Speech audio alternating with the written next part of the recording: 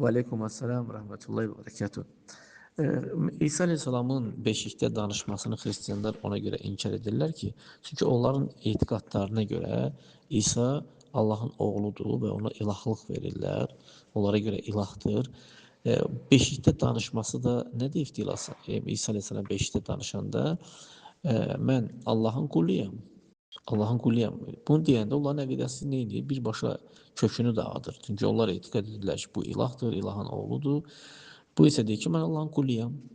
Ona görə də onlar o danışmağı, beşli danışmağı inkar edirlər. Sadəcə onlara sual verilir ki, yaxşı, bəs Yahudilərə görə, yəni hətta xristian Yahudilərə görə zinakar olan kəs subay olsa belə daşqalaq olunub öldürülür. Bəs nəyə görə həmin vaxtı o Bəni İsrail, onlar da Bəni İsraildirlər də, Məryəm əleyhissalamı daşqalaq eləmədilər. Atasız bir evlad gətirib, atasız hamilə qalıbdır. Yəni uşağın atası yoxdur. Nəyə görə daşqalaq eləmədilər?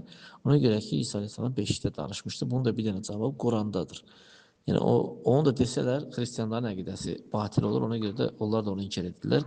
Məryəm əleyhissalamı da heç sürədə müdafiə edə bilmirlər. Yəhudilər ona görə indi deyirlər ki, o zinəkardır, həşə. Xristianlar da ilah bəziləri deyir, bəziləri isə də ilahın ciddi bir kisə kimi deyirlər. Kisə necə qızıl deyil, kisənin içində olduqda kisə qiymətli olur, qızıl çıxdısa qiymətsiz olur. Bunlar da öz aralarında ixtilaf edirlər. Yəni bunun həlli Qurandadır. Onlar da onu inkar edirlər, çünki bu onların əqidəsini neyir? Batil edir.